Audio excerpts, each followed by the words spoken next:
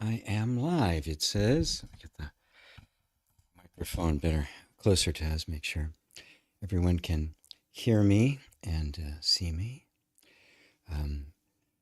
Having a little technical difficulty with my camera, so I actually have a spare, my phone up over there, so I can, should something untoward happen, I can try to accommodate it and still get my pretty face on camera. I trust the sound is loud enough and everyone can hear well. And maybe this isn't tea with G, but maybe you have a tea anyway. I'm very happy to be doing this today. I actually thought about it. It was probably I've thought about it several times actually over the last several months and never quite did it because I was creating the level 2 course for my EFT immersion and training. And boy, that took a lot of time. And I was completely immersed for it. Really many hours a day in the recording, the editing, the writing, all of it that had to get done. So I finally finished all of that so I can do some other things that will be of value and interest to people.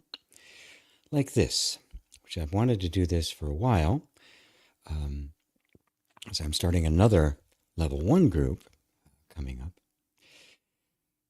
And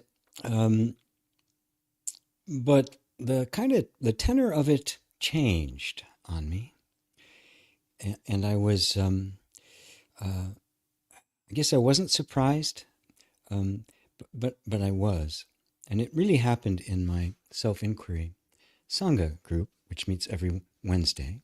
It's a private group where we do self-inquiry. We do tapping when needed, but its primary emphasis is on the self-inquiry, which is really the next wonderful step beyond emotional healing, because all of our difficulties come really from not knowing really who we are. But during that, for about the first hour, it usually goes on for about 2 hours, sometimes more, if stuff is really happening. And it bubbled to the surface. The distress, I was feeling it during the class. It was like wasn't quite getting where it normally gets, and so somebody asked something, so I kind of opened up Pandora's box, which is the fact that, and then I picked that up. I actually even put it into an email. The enormous amount of fear and worry and distress that literally millions of people in the United States are feeling right now, after a very, very strange turn of events that does not bode well. And I'm not giving any kind of political statement. I've got nothing to say about the various parties that are involved. I can say a lot about my job, my role is to look to the underlying causes, and also to look to ways to bring people who are in a state of emotional stress, distress, fear, anger, to a place of equilibrium that is empowered. Because that's what happens. The anger people feel is feeling disempowered. Like we don't really have any power over our own future anymore. That this very strange extreme is dominating. And while it's become very blatant here in the US, it's actually pervading the whole world in various forms. And of course, a lot of the countries around the world follow our lead, which is really quite distressing. Again, this isn't a political statement. You can do much more psychological, emotional, and spiritual investigation into it and find what is at the root of everything that's happening at the world, in the world, is exactly the same thing that's happening in us individually, which is where we have to meet it. And what that is the story that we believe to be true, have identified with, and because we have identified with it, we feel a visceral, body-level threat when our story, our belief system is threatened, that makes it feel as if I personally am threatened. And when that is the case, we, like all animals on the planet, sink to the lowest common denominator, which is survival. And that's where all the bets are off. That's where nasty stuff happens. Good people do horrible things. Good people do evil things. Because in defense of this story, which on any kind of analysis can be clearly seen to be imaginary. It's made up. There's no truth in it whatsoever. Now, it's the same for us individually. Our identity, who we believe ourselves to be, is a story of I. It's images, memories, ideas, associations, belief systems, the way we've been enculturated from the culture at large, the upbringing we happen to get, all comes down to the way we were conditioned to think and believe and therefore act out as if it was real. And the whole point of emotional freedom and spiritual inquiry is to become free from that story. And it is the only way, as far as I can see it. Albert Einstein brilliantly said, "You cannot solve a problem from the same level of consciousness that created the problem." Something else, a completely different view, a different story, and maybe even beyond the story to truth is what is required. So this isn't a dismissal of our concerns and our fears, just an invitation to turn more deeply within ourselves, because that's where it has to start. That's where it has to come from. We have to be willing to question our own story about ourselves, rid ourselves of the unconscious, subconscious patterns that we've just been acting out because we didn't look at them. We just assumed them to be true, and those assumptions sank into our whole body mind mechanism to the point where they're not even seen. We have to be willing to look at those. And if we can do that, we will find within ourselves something quite miraculous. And that is, there is a genuine, real, authentic you that is there, that is not a story. It is not imaginary. It is not made up. It is very real. To discover that is to discover your power. It is discover the capacity to do something that I wish all the Christian nationalists and evangelicals that are preaching basically blasphemy would follow. And that is the commandment of Christ to, he said, all the commandments, all these guys really want to put in courtrooms and that sort of thing. All the commandments can be summed up in two. Love God, the truth, not imaginary stories, but reality, and love your neighbor as yourself. What would it be like if we simply actually followed that? They wanted to put that in schools and in public buildings. Okay, fine, do that, right? How about love your enemies? This is a tall order. How do we love those who are clearly doing evil? Right? Remember, evil's not conscious. Nobody does conscious evil. There's a sense that somehow I am being benefited, my group is being benefited, and everything that goes along with it. So, what I'd like to start with today, before I open up the floor for anything you'd like me to tap on or any questions you may have, um, I will. I'd like to start with a presence tapping, which is kind of my. It's like meridian tapping and guided meditation had a love child. That's the way I like to look at it. So, close your eyes and take a couple of deep breaths. Make the exhale longer than the inhale. Breathe in and then breathe out, nice and slow. You can just feel your body coming down a couple notches, sinking in. Somebody already commented it seems so impossible to achieve. Love your enemies. Feels that way, and it isn't easy, but it is possible. We have to find out how. So as you're just breathing now, just eyes closed, breathing, you can start tapping through the points. If you prefer to do this just as a meditation, feel free to do that. This is a tapping open house.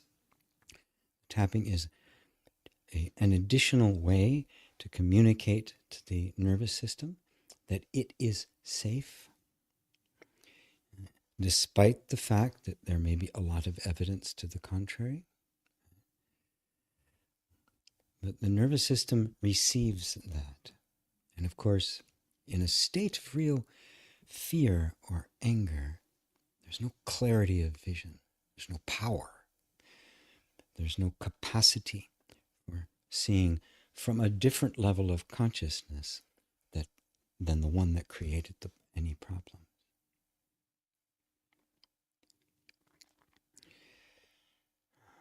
So as you're doing that, meditating, contemplating, tapping, make a conscious choice now to set aside all of our ideas, concepts, aspirations of how we think things should be. I'm not saying they're right. I'm not saying they're wrong. I'm just asking you to not cling to them, but to set them aside. What we're doing while we're tapping,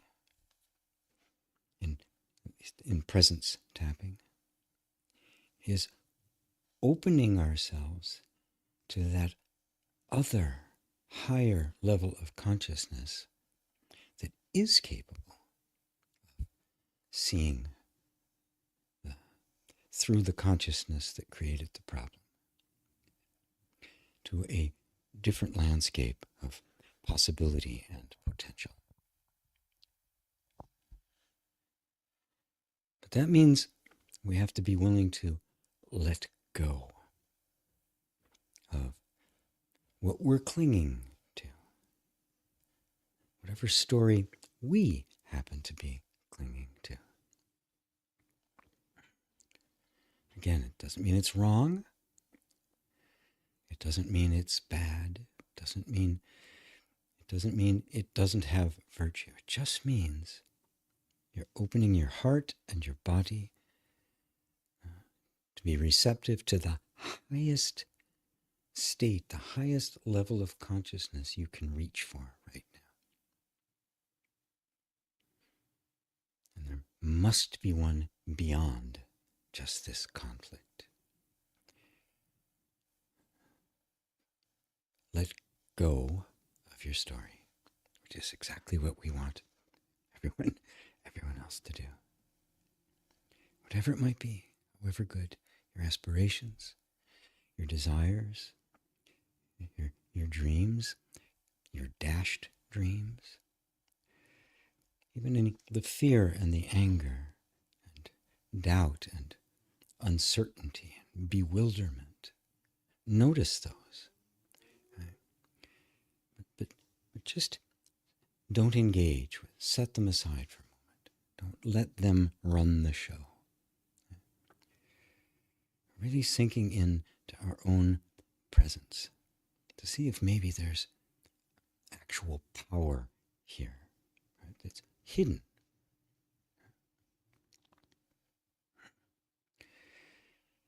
And also let go of the past. Let go of the residue of the trauma, the conditioning that you got, the indoctrination that you got, the reactions that are in your body. Just set them to the side. Again, not throwing them away, not diminishing them, just choosing to come into this deeper, higher space. And just witnessing them, watching, aware of them, but not engaged. And you might notice as you do that there's something inside of us that's reaching for something. It's very subtle. It's very quiet. Oftentimes we're not aware of that because we've got ideas about what we should be reaching for, what it's supposed to look like. We set all those aside and just be with this natural yearning that lives in the heart of all of us, the yearning to go beyond, the yearning to touch the heart of genuine, unconditional love, the yearning to be whole, to be valuable,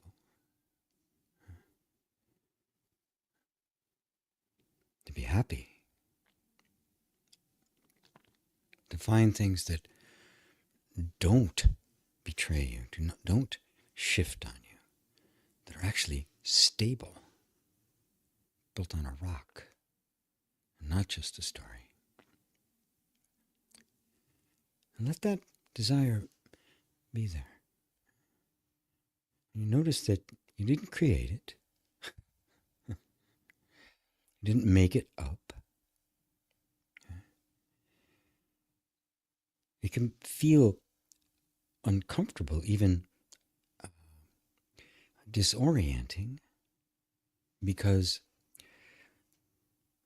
based on just looking at our conditioning and our ideas and our projections, we don't see how this can be fulfilled, especially when things we thought would fulfill it fail. It's kind of shaky. But try to be with that. It's, in a sense, it's the essence of you praying to the reality of you, if I can put it like that. Again, I'm not trying to, with the tapping, I'm not trying to address anything particular. I'm trying instead to give the whole body-mind mechanism a space in which it can open, in which it can feel a sense of safety that is not contingent simply on circumstances, that isn't being bandied about, pushed around by the inevitable ups and downs of life, especially in our modern world. See, that sense is a prayer for a safe place, a home, some place that isn't going to have the rug pulled out from you at some point.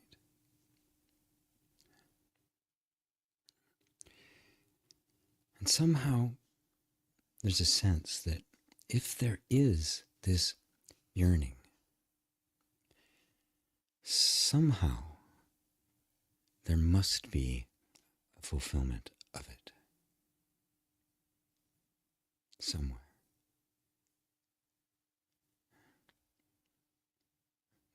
Maybe it's not out there at all. Maybe it's actually a calling more deeply within.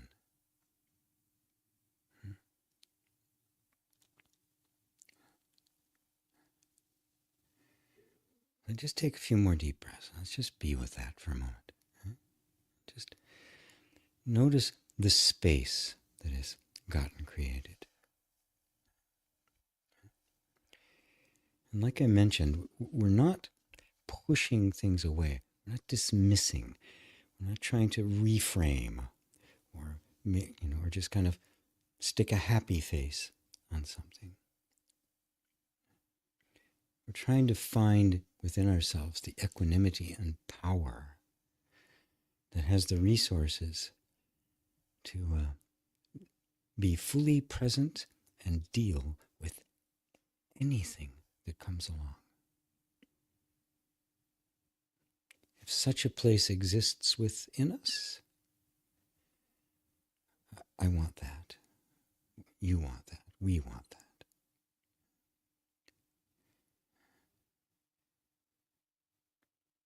And to balance it out, that place is the place that can, without affectation or trying to pretend, love unconditionally. Love even our enemies. Love our neighbor as ourselves. Our hearts seek that. I know mine does.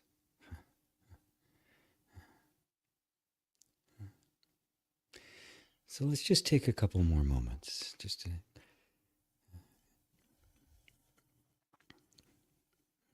just let that sink in, let the body respond to it.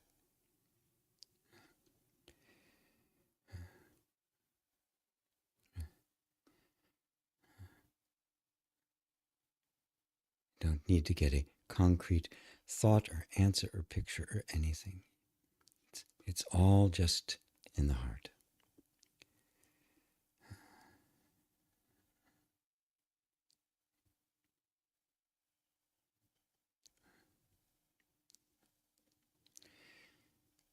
And even an unconditional love for yourself. As Thomas mentioned. To allow that. And that means placing no conditions or prerequisites. Not being lovable when I have fulfilled certain requirements or met certain standards or accomplished certain things. That's not unconditional. Unconditional means right now, as you are, no strings attached. That is the highest love we all strive for ourselves and for everyone. And it doesn't have to be one or the other. It doesn't have to be total unconditional love for others or unconditional love for ourselves before we can flow between the two. They will both kind of go to the same. We discover the love that is actually already there. The love that lies at the heart of all of us. Some have called it God, others have called it pure awareness, others have called it Buddha nature, others have called it Christ, called it Krishna. But what it is the formless, shapeless, boundless love that is at the heart of all existence. No matter what it seems like there.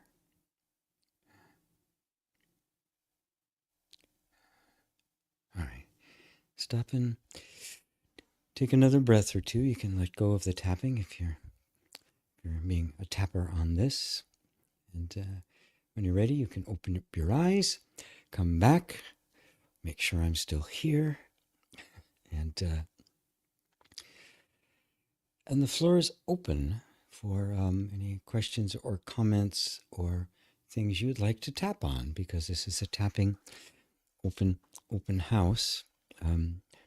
Although sometimes these things just become T with G, they become satsang instead, because I can't separate the two. I cannot separate self-inquiry from emotional freedom. I can't do it. The transcendent and the human are one. The truth of being must purify and elevate human existence. It must. It has to purify it and ennobilize it. Yeah. So, floor is open, folks. I can say hi to people. Hello, everyone. From around the world, we got, hello, Sarah. So glad you're here today. Wonderful, wonderful. Hello, beautiful souls. I'm glad you're glad. I'm glad. Everybody's glad to be here. Yeah. Comfort each other and be support. There's Ava in Poland. There's Lisa in the UK. There's our dear friend Mary. She's in Niagara Falls, United States. Not actually in the falls. She's dry. Jill Kelly in California. Jill, a dear friend of mine. There's Ava. Sound and voice sound okay. So far so good. There's Carl. Blessed we are present and pretty face.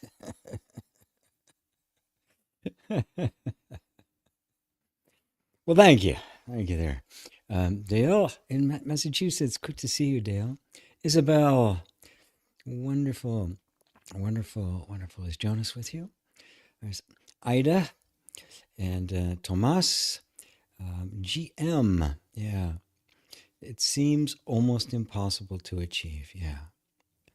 You know, and it may even be impossible, but where else you going to go? Love your neighbor as yourself. Where else you going to go? Right? We know the outcome, the inevitable outcome of stratification, of classes, right?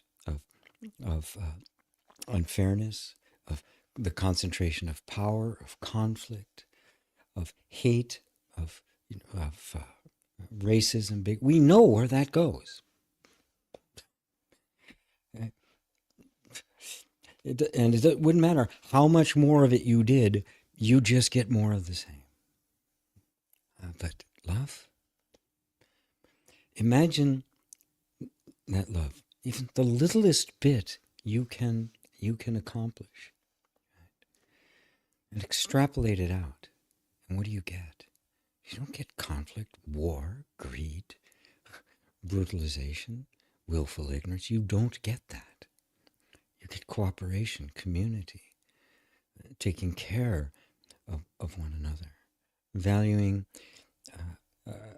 us over profit, valuing human needs over ideology or a theology, making our myths and our systems of government and the like conform to the value of love. What would happen? You can see where that would lead. So for me, even if it's an impossible task, where else am I going to go? I know where the other path leads to. You know, Gandhi chose the path of nonviolence, not just because it was clearly the right thing to do, and for the reason that I choose love. But he also realized that the other way simply leads to more of the same. And they're so good at that already, there's no way we could beat them. Right? But they're totally incompetent when it comes to love. They don't know what to do with it. They don't know how to deal with it. It's not in the vocabulary. Okay? I have a friend of mine who is a speaker. His clients are all businesses. He goes, talks to corporations and the like, you know. He goes, talks to the dark side. But he talks of love. He talks about love in the corporation. And he does it unashamedly and unabashedly, and it's having an effect. It is having an effect, because that's what people are actually craving more than anything. So, yeah, it seems impossible. What do you do? Well, you start with, you wake up in the morning, you're feeling grouchy, but you choose to treat everyone you encounter with respect. Just choose it. Right? And the first 5, you don't. You completely fail and you go, oh yeah, that's right. Right? And you say, okay. And you recommit to it. And you recommit to it again. And you recommit to it again. And you let it get deeper and deeper and deeper until that becomes the default. Right? And it's not going to be easy. Even Christ said, it's easy to love those who love you. It's easy to love those who agree with you. It's easy to love those who praise you and don't insult you. Yeah. It's easy to love those who are willing to sit and have intelligent, honest discourse, because after the same essential goal. They're easy to love. The others, the ones that think they know it, the ones that don't give a shit about you, the ones that would don't like it, leave. Right? The ones who are willfully ignorant. How do you love those? Well, that's the real demand of Christianity, if it's willing to take up that mantle, which most are not, and the dominant blasphemous form that has basically distorted, bastardized Christianity to serve its purposes, which is simply love of power. But what if Christianity said, no, I'm going to love my neighbor. I'm going to remove the log from my eye before I criticize the sliver in my brothers and sisters. I'm going to love, as Christ said to love. Love your neighbor as yourself. Wow, golden rule? Put that up in all of the government buildings. Then it would be a quote-unquote Christian nation without having to change it to Mosaic law. So I'd even go along with that. Prayer in school, sure, for everybody. We'll have mats laid out. We'll have yoga mats. We'll have I forget what the carpets are called that the Muslim put out to pray. Sure, why not?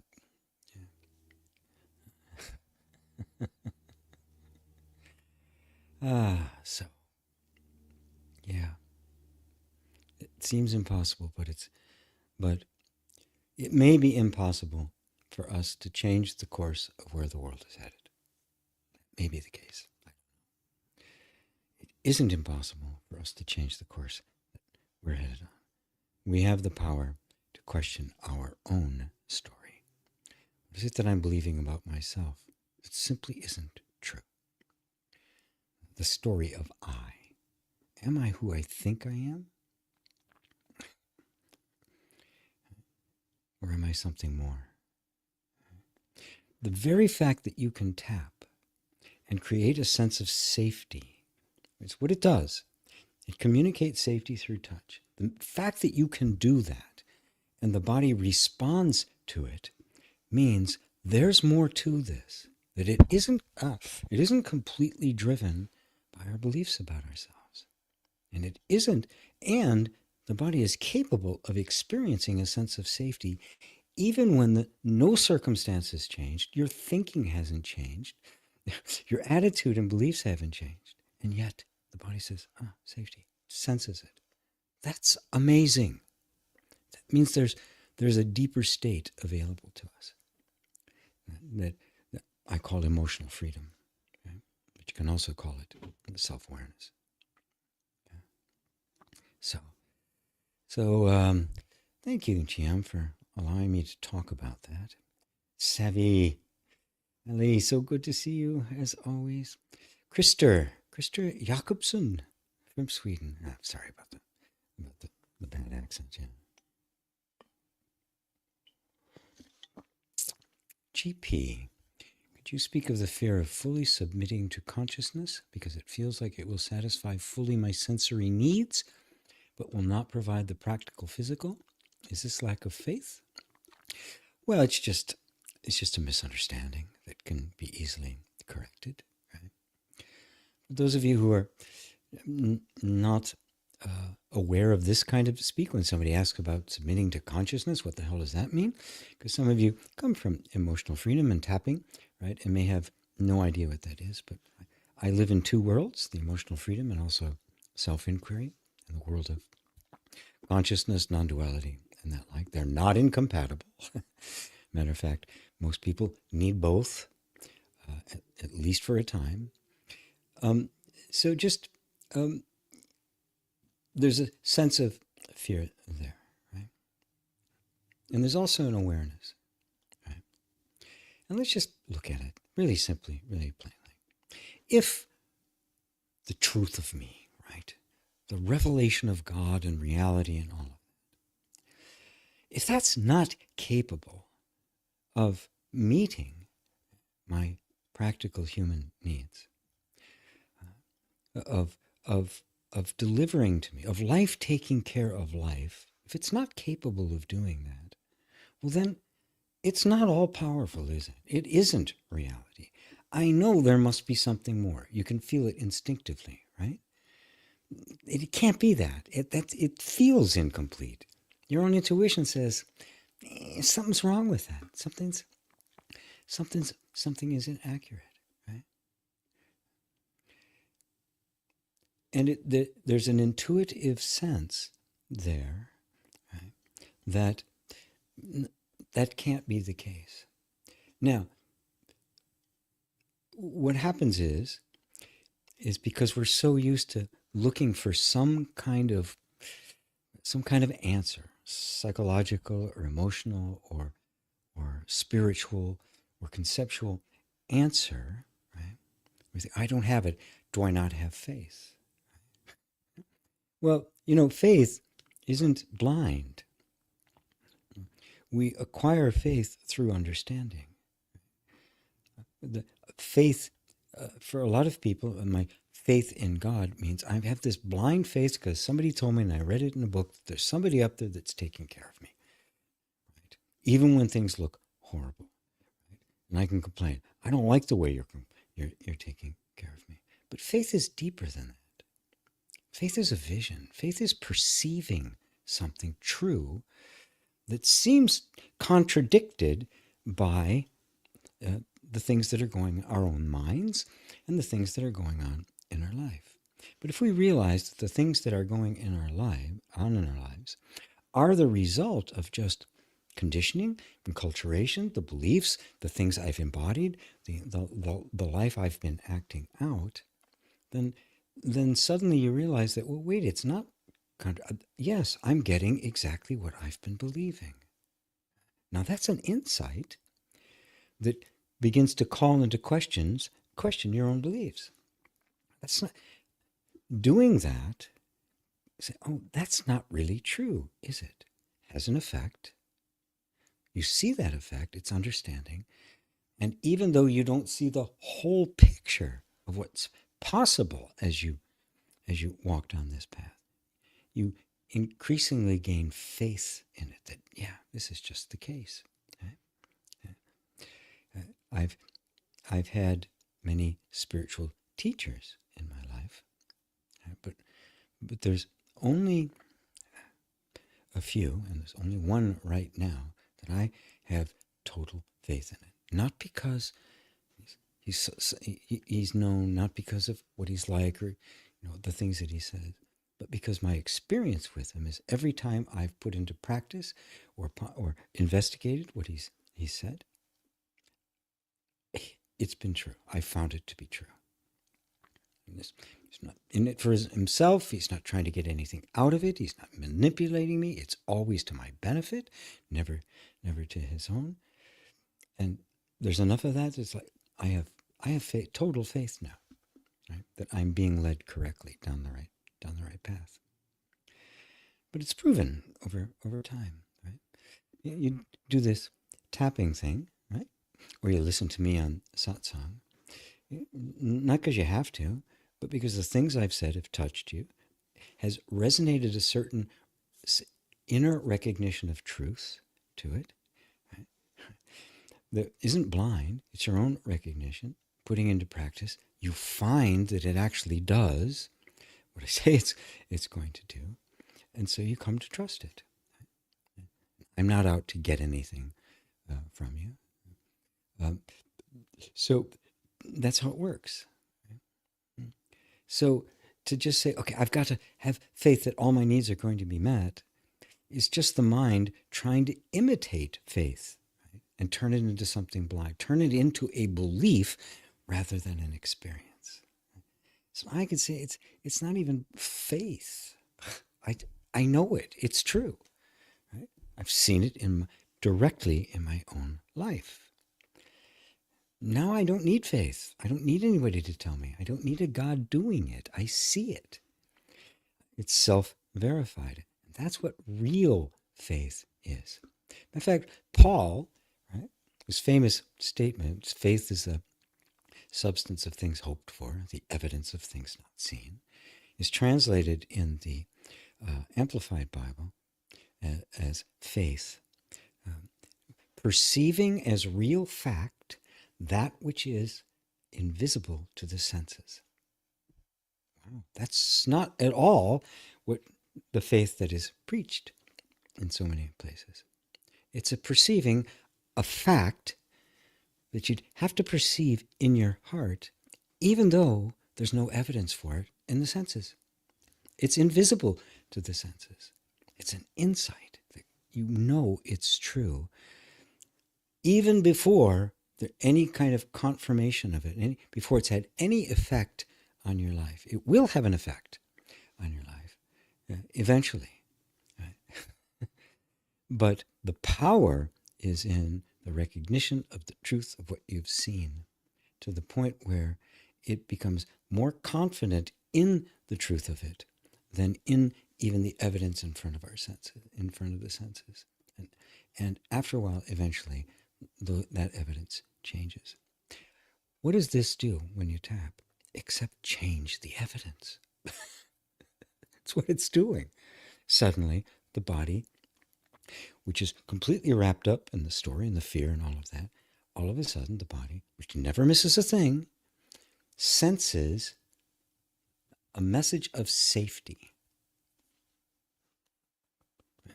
Not the mind saying, is it safe, is it not safe? It's safe because these conditions. It's just getting it.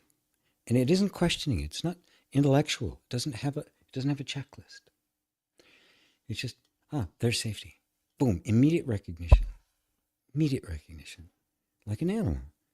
It doesn't have intellectual overhead. It is absolutely adaptive and responsive. If it's there, boom, it's there. It doesn't hesitate. This is what it's doing. And that's evidence, isn't it? That evidence compounds. We call it faith.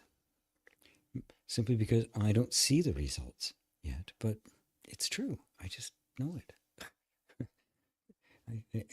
I can feel it. And yeah, there's a little struggle there because I'm so used to relying on the evidence in front of my senses. But that's the spiritual path. That's the spiritual practice, the sadhana. Right? Recognizing that this seeing is the truth. And it's only because I've been believing all this other stuff that all this energy is in my place that seems to have evidence pointing to what I used to believe. But it's a result of what I believe. As that shifts deeply and permeates the whole system, goes through the nervous system and the like. This out here will change it as well. We have to get to that, the story of I. And look around the world, it's a dominant story. That's all it is. Trying to assert itself that this is the natural law, or, you know, engaging power hungry religious people, right, who really aren't even practicing their own religion, to say, no, it's God's will. God said this is the way it has to be. It's bullshit. It's just a story we made up. That's all it is. And this, our own sense of identity is bullshit. It's just a story we made up. But because it's so embodied in our behaviors, in our nervous system, in our culture, all around us, we don't question it. We do call it into question. We get, wow, but look at all this evidence to the contrary. All of that came from the belief. Change the belief, it will change, but not like that. Don't expect it to be instantaneous. Take some time. CM. I've been single for some time now and started to notice that I feel very low and bad about myself because of it. As if I'm not in a relationship, I have no value, no worth. Yeah, it's all about being chaste and be like everybody else, marriage, kids. And I've been beating myself up for this so much without realizing it. Just recently noticed it. So CM, about being chaste and the like, are you a woman? Are you female? Because I can't tell from the name or the picture. The desperation, being with somebody feels so wanted. Just so I feel wanted shows people around me see that I'm also valuable and lovable. Yeah, I've seen this pattern of putting my value and self-esteem only if I'm in a relationship. If I'm not, I'm just useless. Yeah, wonderful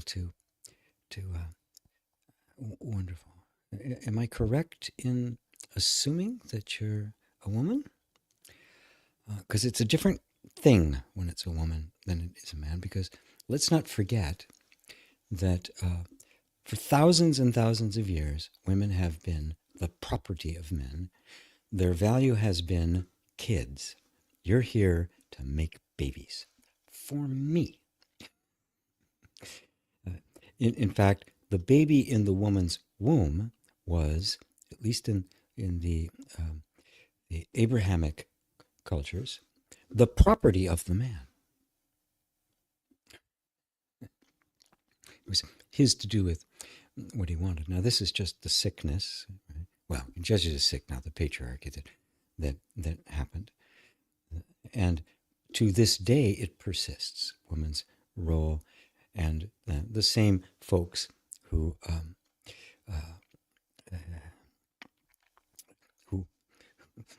voted for the devil's spawn also believe that that's woman's job.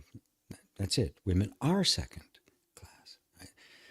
Remember that it's only been recently, that very recently, that's even been questioned. It started with, the pill, and where women could actually decide for themselves whether or not they wanted to have babies. They could choose themselves to have sex and not have to worry about the consequences of it. And so it was ingrained into for thousands of years and generations that you don't have any value unless you're in a relationship.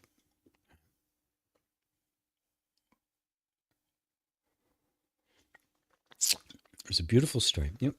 While I'm telling this story, I invite everybody to tap. I'm kind of odd in tapping in that I don't,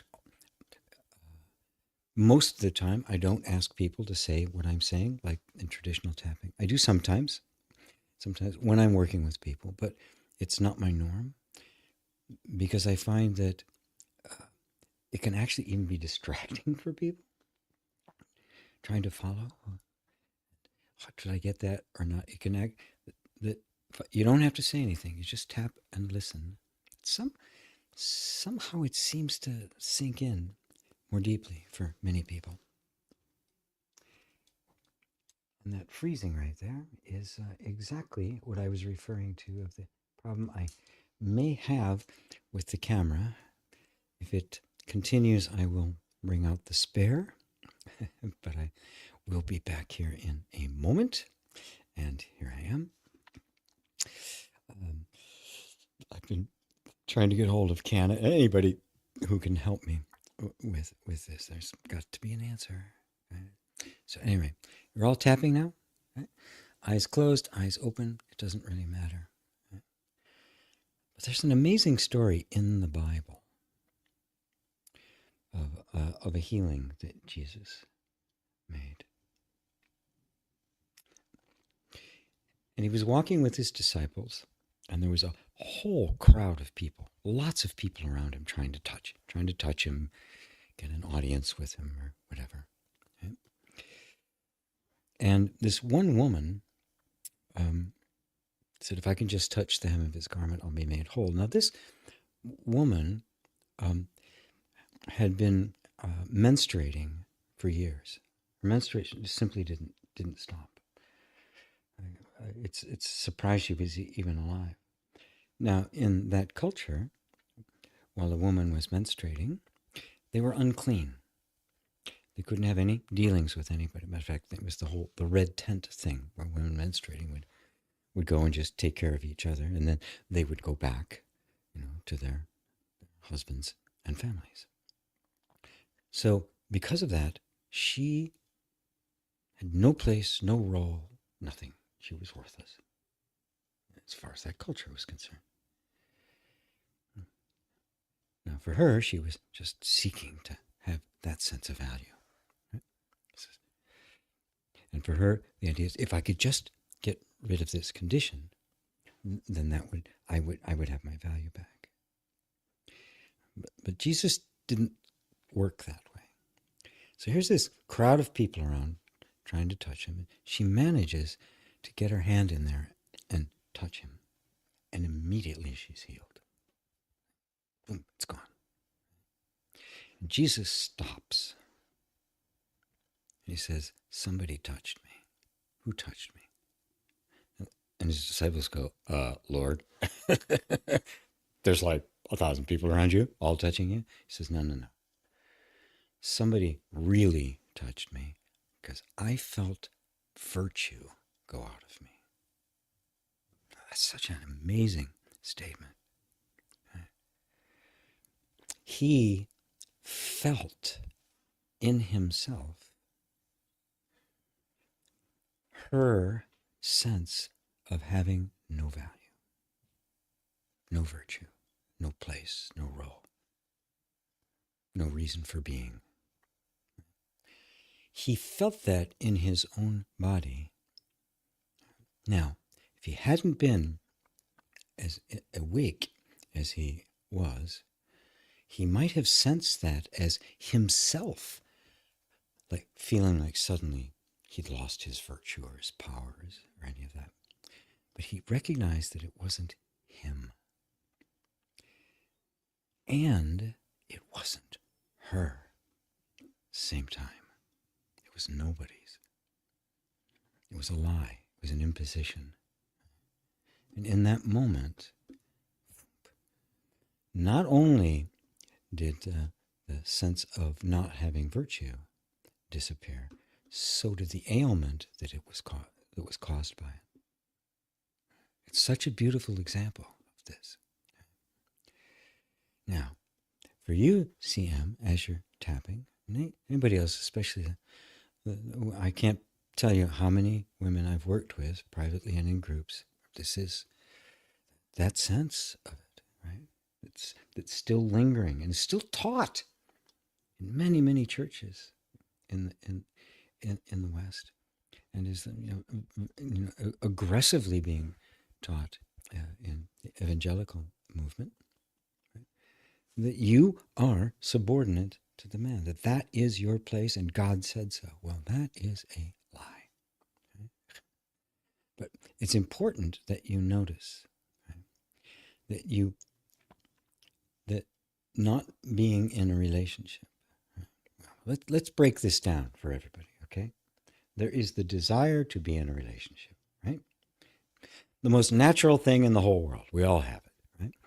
On many different levels. There's the sexual desire, there's the need for physical closeness and comfort, need for feeling safe, right? And protected, right? Which is part of the bonding. There's the emotional needs of it. All of those are real. All of those are real, right? Sometimes they can't be met or aren't being met satisfactorily. Right? Now, that doesn't make anything wrong with the desire. But when it's not satisfactory or it's not working, what comes up is the sense it's my fault. And this goes all the way back to childhood, where anything that went wrong, where you got mistreated, was my fault. That's the only conclusion a child can draw. And it continues into adulthood. I'm to blame. I'm not attractive enough. I'm not interesting enough. You know, my life is too complicated. I'm too complicated, right? All of these things to say I'm not worthy. Now notice it's a feeling. There's just a feeling there, right? Now understanding that there is a tendency in our psyche to take the blame for it and then look for some solution to it is a habit energy of the mind and not the truth. It's not who you are. That's how you were trained to be. Can you feel that? Right? And then it says, well, I need to be chosen or chaste, right? I need to be the one everybody wants with the marriage and the kids and stuff, and I don't have it. Therefore, I have no value. This is the same thing. The woman, I'm menstruating, so I have no value. I don't have kids, and I have no value. See, it's the same thing. Right? It's not true. That's not where the value comes from. It does not come from the circumstances. It's inherent in you, brought to the circumstances. And you said you just recently noticed it. Great. What that means is you're waking up to it. Before it was just there, you were acting it out, you're unconscious about it. But because the truth is in you, the real love is in you, because your heart has been reaching out in satsang and through your own growth and through tapping. Why is it reaching out? Because it knows there's something more. It knows intuitively this isn't the truth about me. And little by little that bubbles up into our conscious minds. Like, oh, wait a minute. I'm noticing this. I'm noticing this happening. And it brings desperation and all sorts of stuff.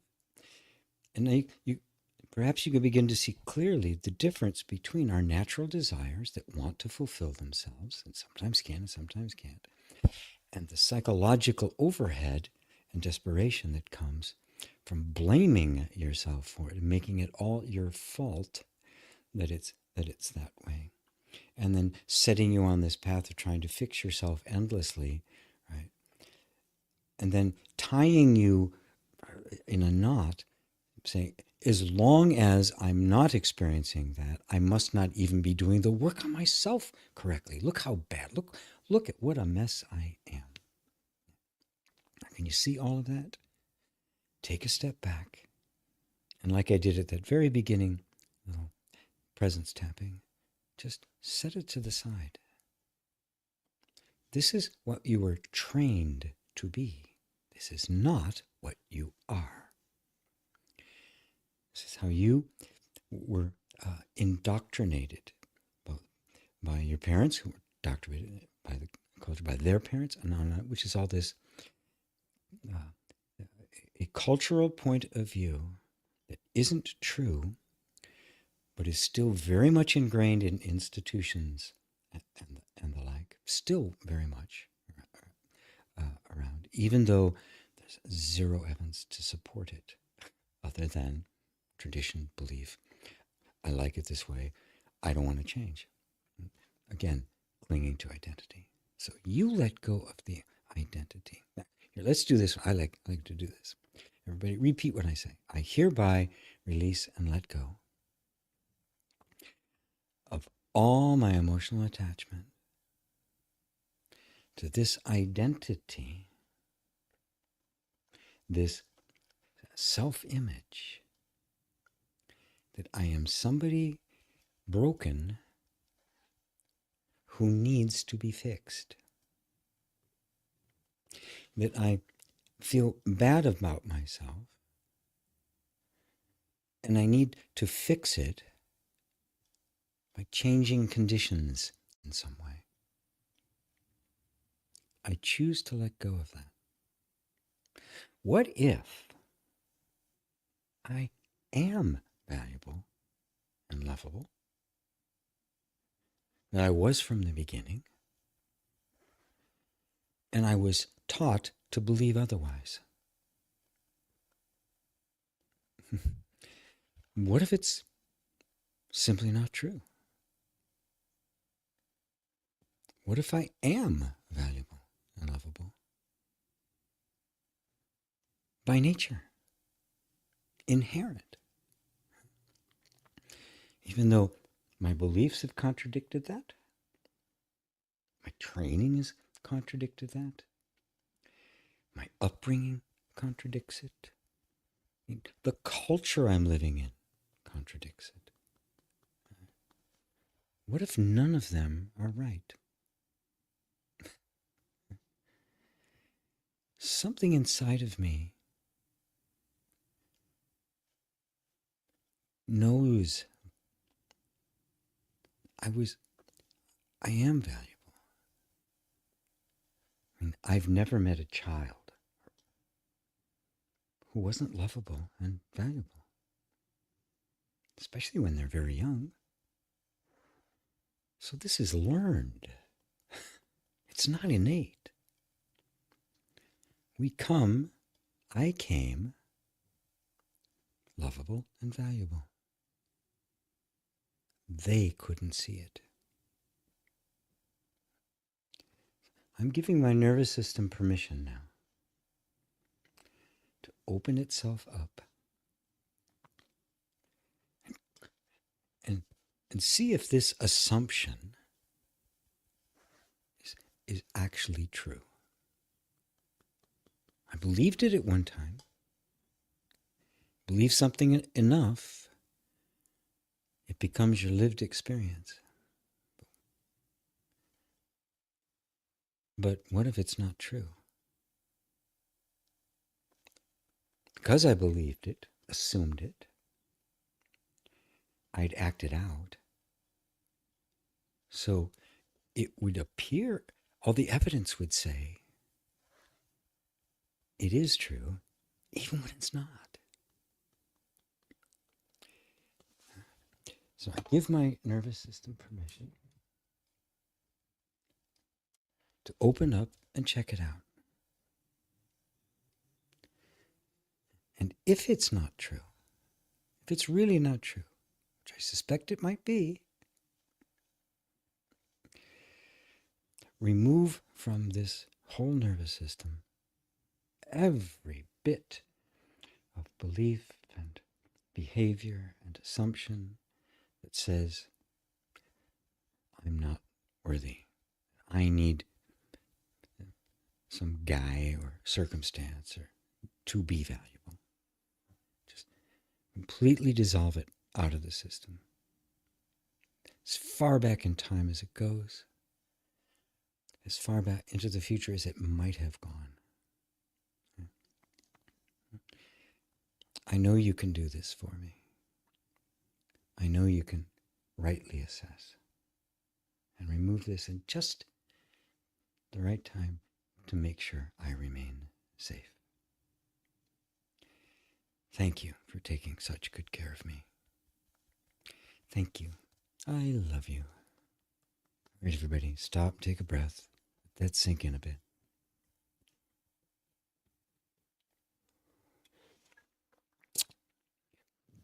This is how I deal with these very deeply held energetic assumptions that are in the body, not in the mind.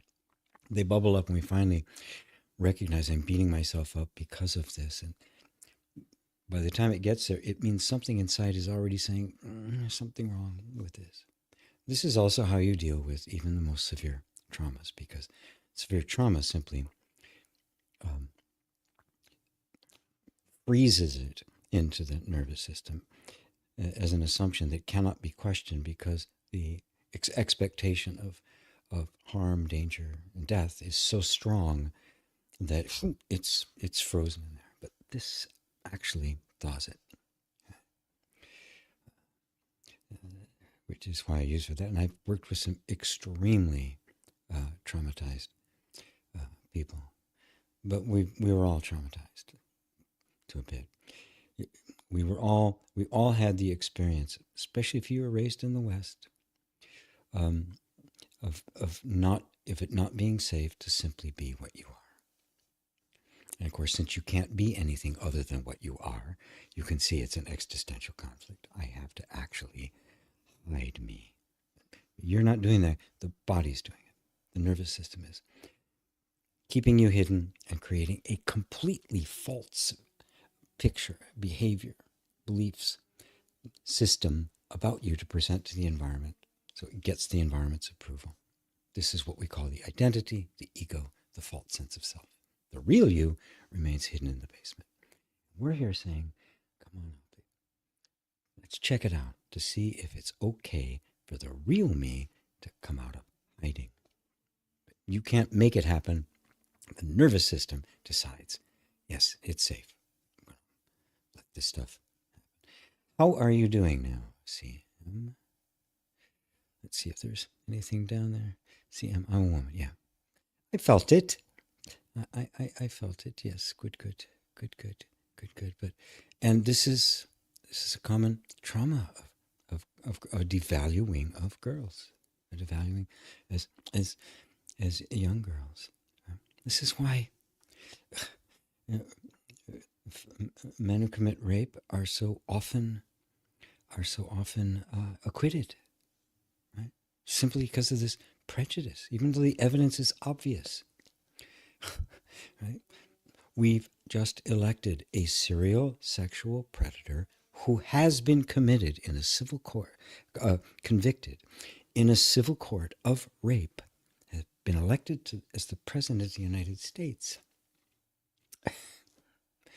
And this isn't a political position. It's a fact. He was convicted, not in a criminal court. There's 2 other criminal cases he was convicted in. Obviously, having a convicted felon fraud and what was the other thing? Oh, misuse of funds and all sorts of other things. Oh yeah, bribing a porn star. That's okay. That's all right. Oh, he's just a man, you know. Stand by your man and all that, and all that. But I mean, look, the culture's still there. And so many want to bring it back, so that becomes the law of the land, if you can fathom that. It's like, wow, we were better off as hunter-gatherers. The Neanderthals were more civilized. Okay. Mary, I admit, I don't hate DT, the orange-haired brat. That's what he's doing and is done. It seems like I hold this position so I won't be tricked by him or anyone like this again. Yeah. Well, yeah. I know you, Mary, so I'm going to just speak bluntly. I don't hate Donald Trump. That's the mind, right? You know, trying to be a good Christian, which is what you really want to be.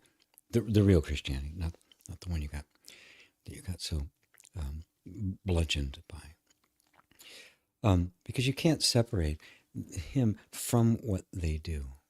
So I just invite you to, but I hate it, right? I hate it. It's detestable. It is disgusting, right? It is vulgar. It's not even human. Right? So I have complete and total what can I say? There's a word for it, and I can't think of it right now. Contempt. That's it. I have complete and total contempt for it. Right? Because I'm looking at it from the position of it does nothing but of love. It does nothing but serve uh, the a very small group of interests and the pathological narcissism of him, which is manipulated by others around him to serve their interest. Okay? So you don't need to hold any position towards anybody. Right? And recognize that it's always a position. Right? If you see the underlying story that's there, and the things that are at play, the functioning of trauma, the sense of identity, how it interlaces with all that, you can take a really big step back, right? And say, I don't need to hold any position to not be tricked again. Because whatever position you hold, right, however nice it is, right, however beautiful it is, it's a position, which means it's not the whole picture, which means there will be an opposing position that will either trick you or come into conflict with you. So instead, you put all your loving attention into this place. It's a prayer for the wisdom that sees, that really sees what's completely going on at every single level. That perspective is love that is not a position. It is wisdom itself. It is the dance between wisdom and compassion. It is seeing what's at play is the robotic activity of the unconscious as identity. It's playing itself out. It is conditioning. It's a robot. There's nobody there. And the essence of it is still the very same spark of light and conscious awareness that is here. For whatever reason, you and I and many others, through grace and through no effort or earning of it of our own, have come to see that more clearly. Seeing that in me, recognizing all of the things that I have done, which have been my blind conditioning, including self-absorption and manipulation and lying. Lord knows how many lifetimes we've been doing that. When you see that, the forgiveness comes when you recognize that it was conditioning and identification with conditioning. It was never the truth of me.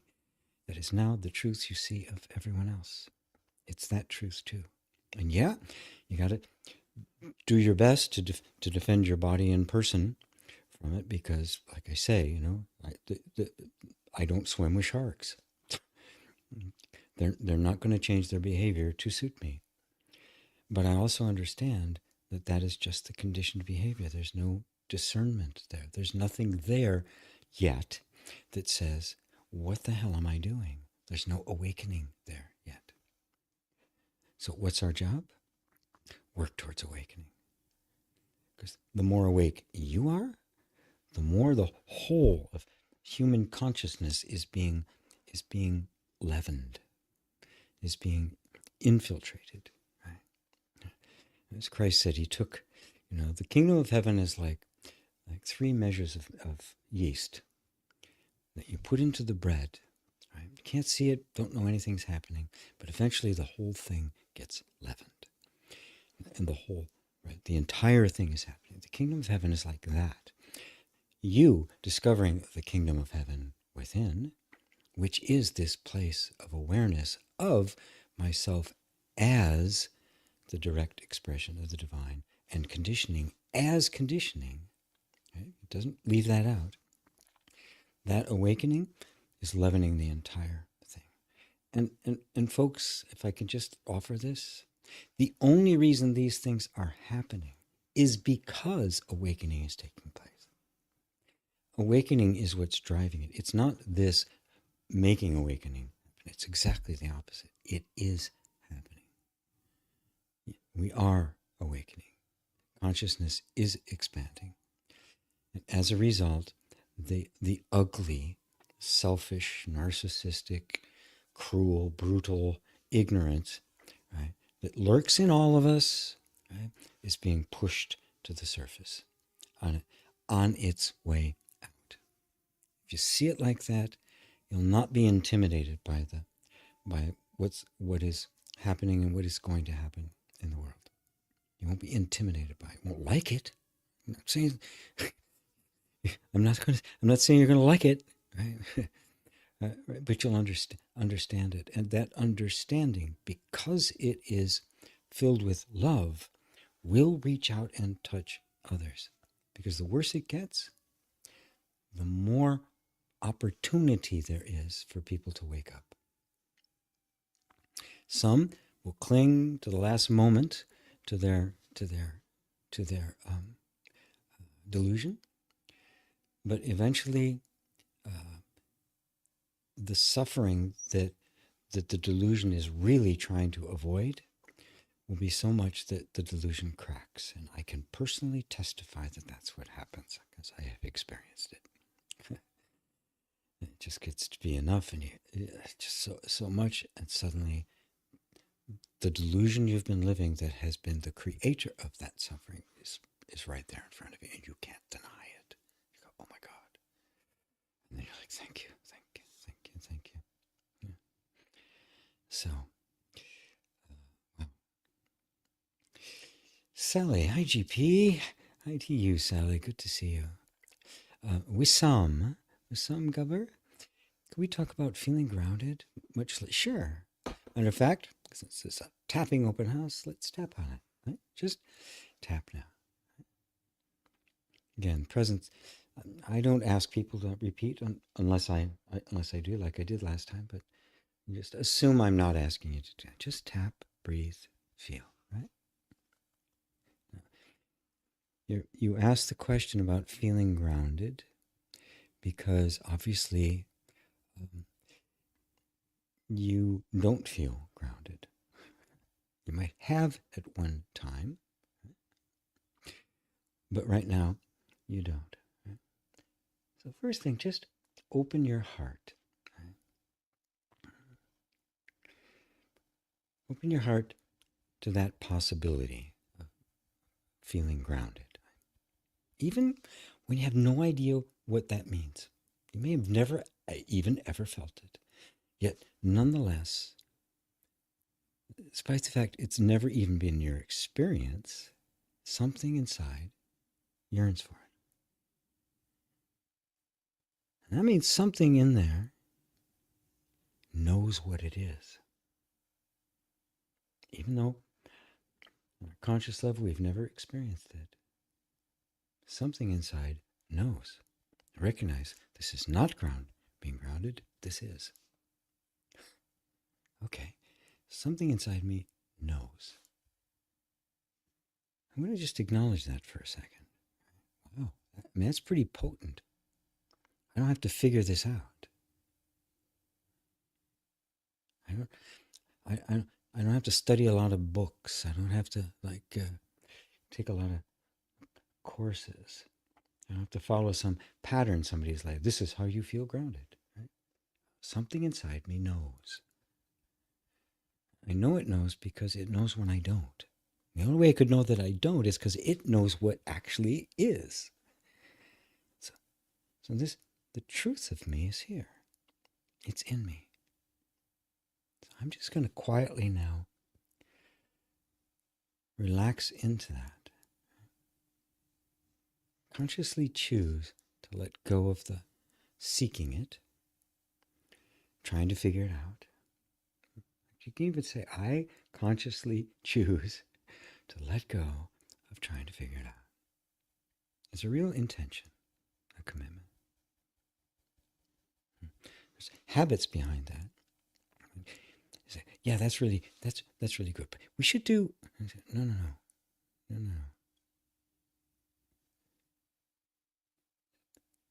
Something in me already knows.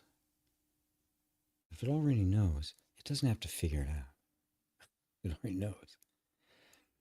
What I need is access to it. So I'm letting go of everything that has been distracting me from simply allowing what is already known deep inside me. Ooh, wow. It already knows. I'm going to let that be there. Right now, stop for a second. Stop the tapping. Close your eyes. And now put your attention on that place, that space, that feeling that's telling you, I don't feel grounded. It's a sense, it's a feeling, isn't it? It's an energy. This isn't being grounded. It knows that. It's vague, isn't it? It's murky. You can't see anything there. And because of that, our minds want to gravitate towards something it can see and hold on to. This is the practice. To allow ourselves to keep our attention in this place where we don't know. But something in that murky, dark place where I can't see anything does. I'm going to listen to that. Just notice what that feels like. You'll notice that there's a lot of resistance to that.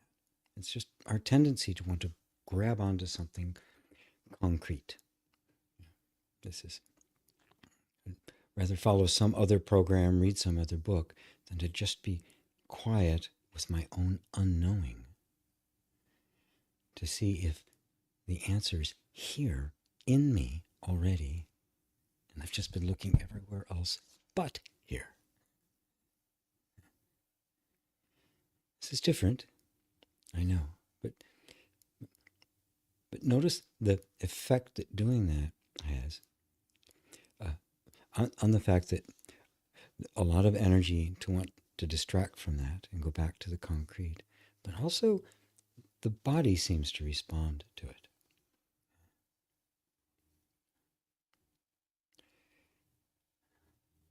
And just put your attention there. And if anything comes up, right, really feel into it. Let that same place, because the mind can present, right, which is just memories and habits and that sort of thing, some solution. But take that and check. See if it feels like it's emanating from inside of you, or it's just a memory, a concept, some idea that you had before. Because they have a different feel about them. A very different feel. Something that bubbles up from here has an authority about it. You can sense the truth in it. Right? Of course, how do you know it's true? Right? Because the truth in you recognizes it. How do you know that some concept is not quite it? The truth in you recognizes that's not quite it. But obviously, it knows what it is. This is the turning within. This is the voice within. This is the truth within. That tapping and emotional freedom gives you increased access to. That's what we want. Access to our own knowingness. All right. Take a breath and open your eyes. And how is that for everyone? It's really interesting. The story of the Buddha's enlightenment is an amazing story. It's much of it is mythological. He's tempted first by Mara and his daughters, right? Pleasure and all of that. Then by the demons, which is fear and. But the last temptation of Buddha was really interesting, and his response was very interesting. Mara was the Hindu equivalent of the devil. Question was said, by what authority do you make this claim? Do you sit here doing this? What authority? And Buddha's response was, he reached down and touched the ground. And you'll see that there's be a lot of images, paintings, statues, and the like of the Buddha, and he'll be sitting there, the eyes half closed. This hand will be saying this, which in the symbology of the time meant it's all okay, everything's fine. His other hand is like this, on his knee, touching the ground, because that's where the authority was, the grounding. But what he's grounding in is not just the earth, the physical earth. It was this place inside of him. It was after that acknowledgement, quite a bit after that, that final awakening took place. It's very profound. What you are looking and feeling grounded in, where can we ground ourselves other than the truth? Where can we find ground that isn't going to shift underneath us? No belief, however deeply believed or how long it's been believed, no belief can possibly do that, because it's a belief and they change and shift. Only thing that can do that is truth. The truth of you, and the truth of you has always been the truth of you. It will always be the truth of you. And it is that essence. And that is what's telling you, I don't feel grounded. Why? Because you're not grounded there. Distracted. I am kind of jumping back and forth between emotional healing and spiritual teaching, aren't I? I hope that's okay for folks. Oh boy, lots of stuff going on here. David, tapping on people blaming my feelings for their feelings, then abusing me and being okay with the rage and hate I feel towards them for that. Well, we've tapped all the tapping we've done so far. I'm sure, because this was like almost an hour ago. That's how slow I'm going through the list here. But just, we all feel we were all abused in some way, right? And I don't mean, some people had really good parents, but none of us got out of childhood really being totally free to be ourselves. There was always something that was not allowed. Always. It's just the way it is, right? In some cases, like you, David, because I know it was extreme. Right? And reinforced by a very autocratic and unkind religion. Right? So just allow yourself to feel whatever you're feeling. That's we're tapping here. Right? But also notice that what you're seeking is the equanimity, right? Recognizing it, but no longer being controlled by it. Right? Including no longer bitter and hateful towards those who did it to you. Right? At first, that's absolutely necessary. The nervous system getting some equilibrium, recognizing that it wasn't my fault, it was the perpetrator's, is going to feel very angry. Should. It's cost you a lot.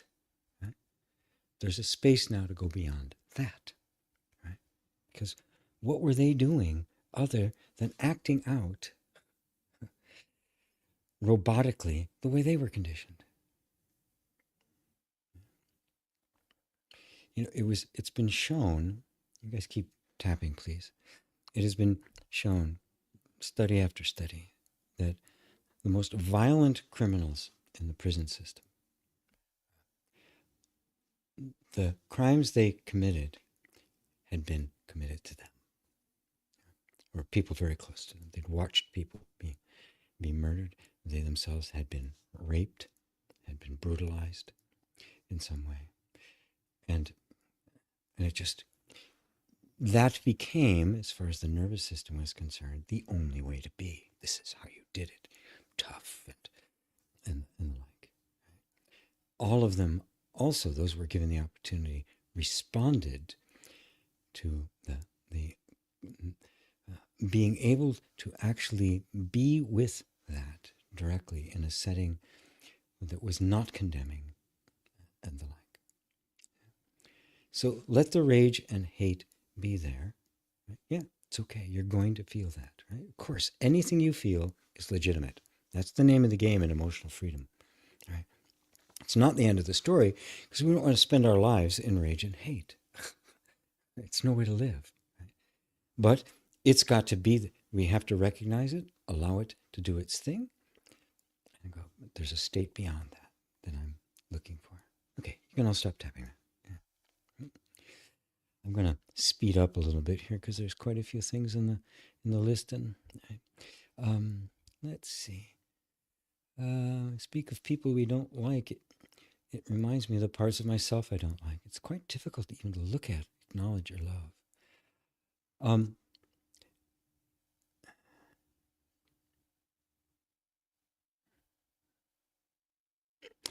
Yes and no. Yeah. There's a belief that we have. It's difficult to look at, right? Now, where that's coming from is the parts of you that don't want to go into the parts of you. Fix the camera again for a second here. Don't want to delve any. They want to keep distracted to avoid the suffering that's there. That's what this is all about. Okay. So there's a belief there that says it's difficult to look at. I can't look at that. Right? Well, wait a minute. But you are looking at it because you wouldn't be able to say it's difficult to look at if you weren't seeing it. Otherwise, you simply wouldn't see it. There wouldn't be any question about it. It's difficult to look at. So you're already seeing it. So you are looking at it. Right? It's difficult to keep our attention because our tendency is to want to get away from it because it's painful or it's ugly or it's distorted, right? But you know what? It's okay. Come back. Come back. Look, you're already looking at it. It's there. Let's look. Is it what I think it is? Is this an ugly, horrible, selfish, narcissistic part of me? Or is it a deeply wounded, unloved part of me that took that shape to compensate for the pain? Different question, isn't it? One of the metaphors I use a lot lately, teaching people, especially in level 2, which I should remind everybody, I do have a. So I'm talking about, I'm going to put it, I am doing another round of level 1 tapping, which is an immersion course and a training for anybody who would like to do this. Right, yeah, that's it, right there. Where I teach people and immerse people in this way of doing things, even with traumas and all of that kind of stuff. And so I am doing it. I'm starting level 2 probably next week, or at least the week after, and then shortly afterwards, around the beginning of December or so, I'll be starting level 1. It may get postponed to January just because of the holidays and things like that. But I'm inviting people to actually come and have a conversation with me about it. This is a different approach to tapping, as you've all seen. It's very effective.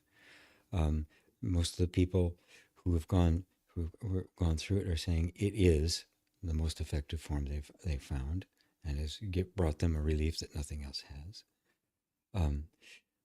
And so I'm teaching folks how to do that, and that's what this is about.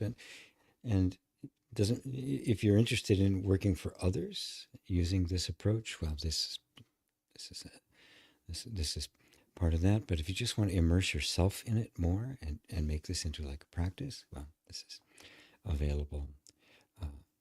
available for you as well. And now I forgot why it was I decided to do that. Something about, oh, the rescue dog, right. When these things come up inside in us, resistance, hatred, anger, a great metaphor I use. Remember, you're dealing with the unconscious part of it. You're dealing with the body, trained, conditioned. It does not have the capacity for self evaluation. It's like a dog that has been abused. And I use that example. The dog has no capability of thinking about their circumstances, recognizing their conditioning or anything. It's purely automatic. Well, the safety mechanism, our sense of safety, our sense of identity, our sense of desire for the juice of life and life is all the pure animal instincts within every human being. Something higher has to wake up in order for that to be seen. Now, if you can see that, you recognize that this feeling of anger and hatred, picture the rescue dog. It's been abused, abandoned, it's out in the field, and the rescuer has come now because they recognize the state that it's in, that it can't get itself out of that state. Something higher has to come to it. But they also recognize the condition that it's in. And so they approach very slowly, gently, lovingly. They're not criticizing. Damn dog, stupid thing. Here, why don't you take this program? Why don't you start tapping? Can't do it. The awake part does.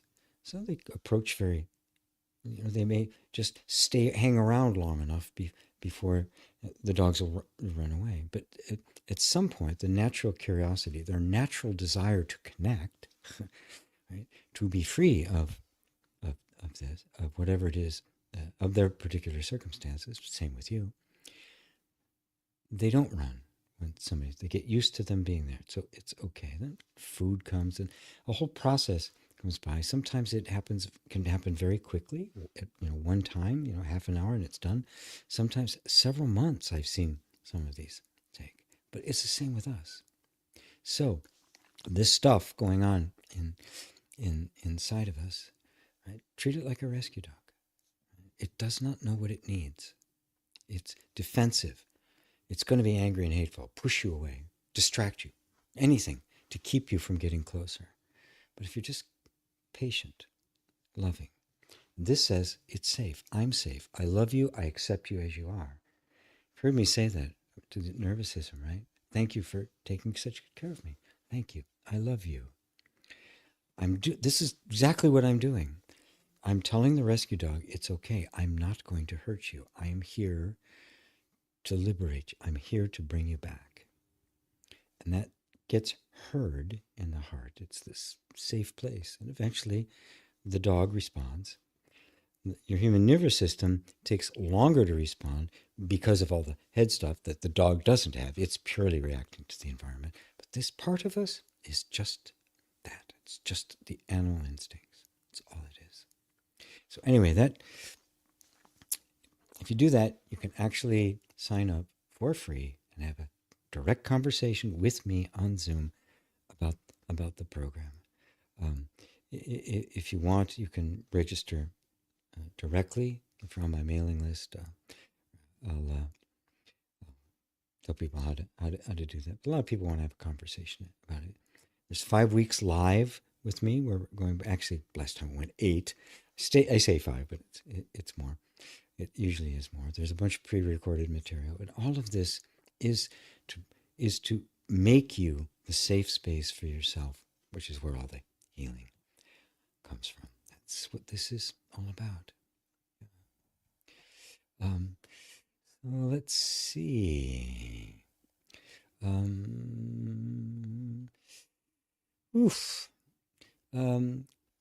Kakwenda. IGP, greetings from Uganda. Oh, wonderful. Let's break the spell. Isabel, I felt very unmotivated at my workplace for some time. I used to have a lot of ideas about how to make things better, both for my coworkers and the patients. I work in healthcare. But after about 6 years, I realized how much resistance there is in the organization to make things better. It makes me lose hope that I can really help people in that environment the way I know is possible. It makes me feel stuck and like I'm wasting my energy in the wrong place. Well, everybody tap. Everybody's felt that way. There is a natural transition. Nothing we do in our life is forever. And it will eventually wear out. And yes, it is quite disheartening when you see the system itself doesn't want to change. It's been institutionalized to the point that it's very resistant to change, and there's only so much you can do. Hello, that's what our governments are. Yeah. So, just I acknowledge this. I also acknowledge that I may have come to the end of what is possible here. But I've not come to the end of what I know is possible. And my own innate desire to bring comfort and healing to whoever I can. I choose to let go of trying to figure this all out. I choose to label this feeling as stuck. I'm not stuck. Just, this is all bubbling up. If it's bubbling up, then there's an inspiration. There's a reason. There's an unfoldment happening. I'm not stuck. This just isn't as satisfying as it used to be, and I don't know where to go yet. That's not stuck. You can call it stuck, feel stuck, turn it into a stuck by being stuck, or you can say, well, all right. There's a deep need for greater self-expression, and I'm going to let that unfold itself. Maybe that will change the environment here, and I can do it here. Maybe not. I don't care. It's not up to me. Whatever energy it is in me that is moving me onward is going to be the energy that makes the adjustments. I don't need to do it. Everybody, let go of the notion that you have to do it. The energy that is unfolding in you does it. These energies of expansion, they come battery included. The energy of desire includes and is just the colleague, the lover of the energy of fulfillment. They're one. As Rumi beautifully put it, the power that brought me here must bring me home. So just completely let go, needing to figure it out. It's, what do I need? You can see how your mind wants to get involved and it becomes a problem. It's not a problem. It's an unfoldment. And this is what it feels like. How's that, Isabel? How you doing? Yeah. Isabel is actually been through level 1 and is in, as is Savvy Stacker. There's a few others here and are now in level 2. So, Tomas, CM said yes to something I can't even remember what it was for, but I guess it helped. Tapping on an irregular heartbeat, whatever it represents. Oh, wow. Okay, just tap. Right? You know, when I say, that, when I do this and I just start tapping, I don't know what I'm doing. I'm relying on that place, just looking at it and I can't see anything, to guide me. Right? So just whatever it is within me that is causing the energy within me to be irregular on the heartbeat and whatever effect that has, I open myself to that energy. I give it permission to make whatever adjustments it makes to clear away whatever block or disruption is there that made it have to express itself in this way. If I consciously or unconsciously am doing anything to contribute to that, I ask this inner wisdom to show me that and remove it, to wake me up to it, or just remove it. Just allow it so this energy can flow down its natural channels. So if there's anything I'm holding on to that I'm not seeing, I hereby release and let it go. If there's anything I'm attached to, right? So that I can contribute nothing to this condition. And then listen with all my heart to what the body is needing. Is it needing something from me? And I'm just stuck somewhere. I'm open totally to hearing what that is. However weird it may seem to me, or however mundane or matter of fact. Let it unfold. Stop, take a breath. You may notice that I'm always looking beyond the mind and the knowledge that I have for the answer to come from. Nobody has all the answers, right? Something like that, you could go to 3 different doctors and get similar. You may get the same diagnosis, but oftentimes it'd be very different. Even those with the same discipline.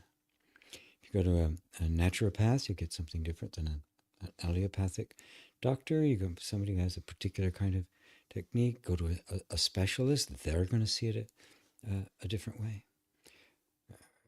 Not that any of them are wrong, right? But since I am not a doctor, I don't have any training in that. I just look to the inner wisdom itself. Whatever's happening is the energy, and this is an energy healing perspective. For whatever reason, trauma, training, culture, all sorts of things are involved, incredibly complex, has created the environment in which the energy is moving. And it's such a way that it cannot move freely. So the point of view of energy healing, at least the way I do it, is that my job is to create the environment so it can. And in that process, it will remove all of the obstacles itself. I don't have to do it. I just have to make the space in which it can and remove however I've been contributing to that through my beliefs and assumptions and behaviors and all of that. How I've been contributing to the energy not being able to flow down its natural channels. And if you go all the way back to the beginning, you see what this whole thing has been about. The energy not being able to travel down its natural channels, meaning I can't be myself. It's the original existential trauma. We all suffered it. So, Ali said, I now feel I have more value as a result of embracing the single life. I once felt like CM for the first couple of years, coming up on 6 years single, and I wouldn't have it any other way. Well, good. You've discovered that side of it. But just to be clear, right, don't turn that now into a position that says, this is the way it's going to be. Some people do, right? Don't let the mind turn anything into a position. It's to go, yeah, it is quite possible and wonderful to feel whole and valuable and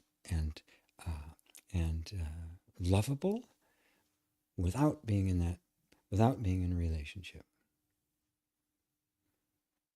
And it's also possible to feel that way in a relationship. Right? And this is just where I am right now. It doesn't have to be the the reality. That isn't the absolute reality, unchanging reality. It's but it's it's an incredibly beautiful thing to discover that I can be single and whole. That the whole bullshit line that I was fed since I was a child is simply not true. And it doesn't matter how many people believe it, it's not true. There is a inherent value in me as a human being and as a woman. I can't say that. It's man. Yeah, yeah, not gender fluid. No. Beautiful tapping. Thank you. You're welcome. Very good, said Break the Spell. Thank you. Lots of capitalized thank yous from CM. Neanderthals were more civilized, said but true. Well, they were in touch with their own nature. They were in touch with nature. And that's what makes it happen. We get completely absorbed in cultural concepts, and the culture has gotten increasingly detached from nature, right, and more dominant of nature, and more arrogant about its capacity to control nature, that we have lost touch with ourselves. We've lost touch with the earth. That's why we can exploit it to the point of self-destruction, because we the connection's gone, right? Yeah.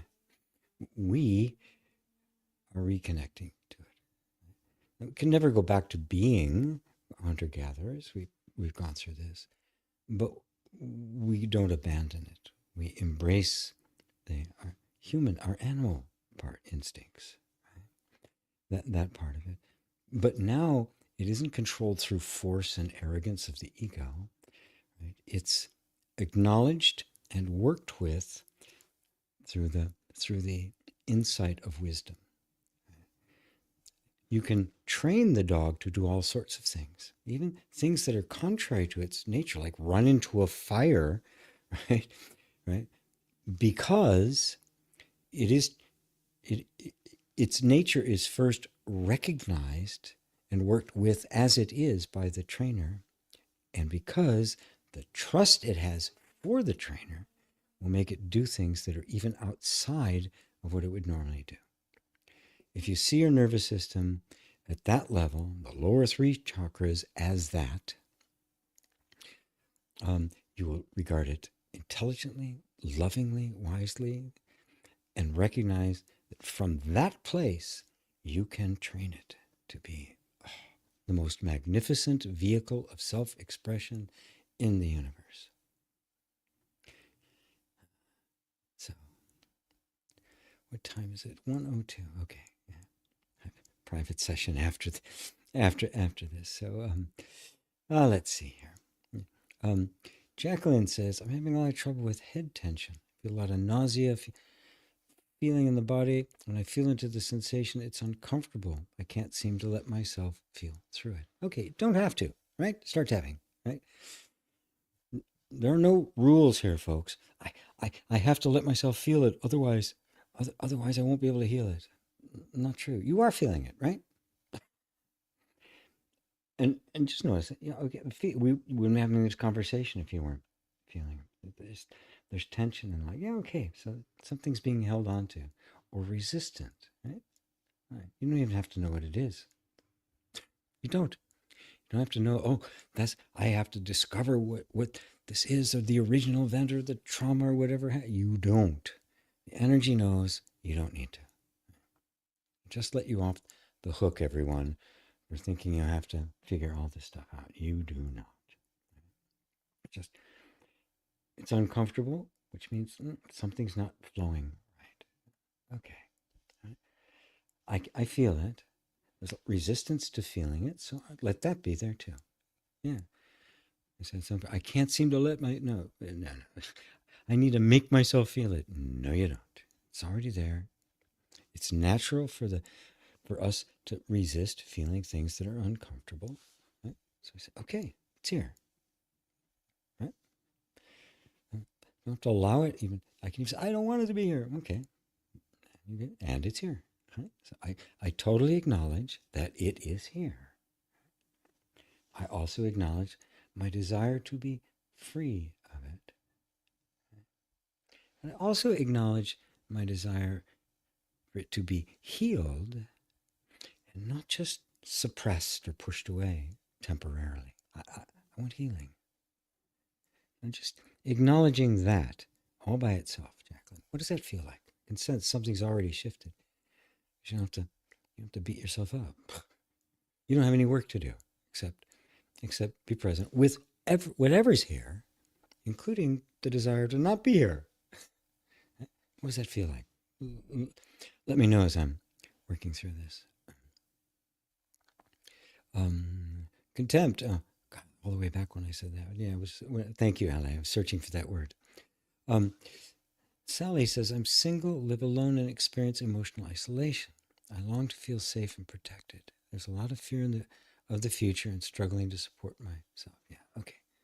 Everybody feels this. Love you too, Jacqueline. Thank you for all your words. Pink space. Yeah, okay.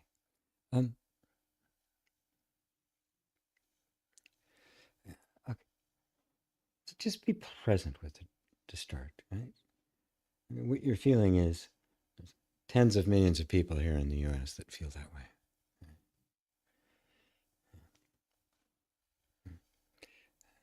Support. What's the future going to hold? Right?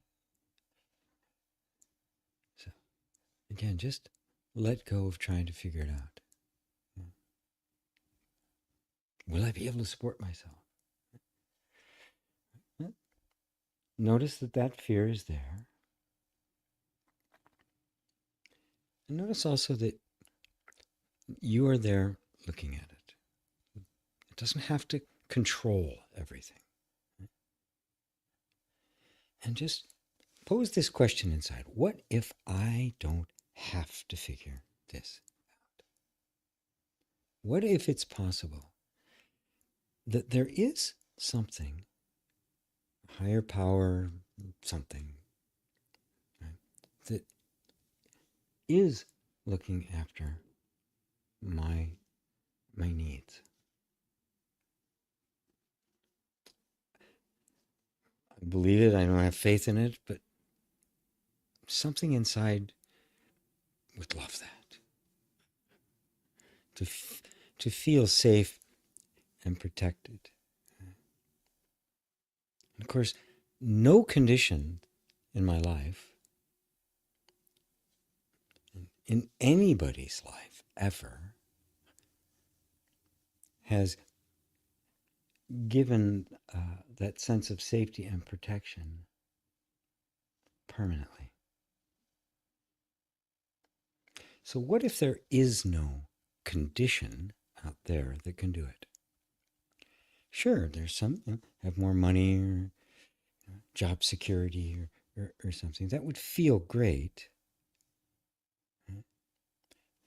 But even that would be temporary. Nothing, no condition is forever.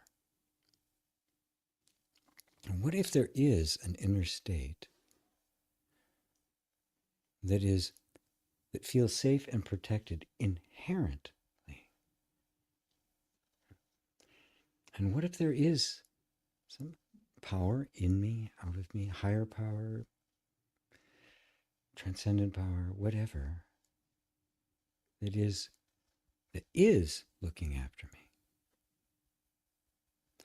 Maybe even leading me somewhere. I think I'm going here, but I'm actually being led there. Maybe I can't even understand where the circumstances of my life are taking me. I'm going to open my heart to that possibility. And I'm going to choose right now, consciously, to let go of all the ways that I think it should look. And it doesn't, so I'm afraid. It doesn't look like this. It should look like this, so I'm afraid. What if all of those are just made up? The way I was trained, conditioning, my culture. What if none of those are real? And what if I don't need any of those to feel safe and protected? I just choose to let all of that go. Let everything I think I need and allow myself to discover whatever it is I really do need. I may not even have no idea what that is. Something in me does. And I acknowledge that as best I can. What does that feel like? Take a breath. Just notice how that feels, right? Again, I'm not trying to convince your mind. I'm creating a safe space within you that allows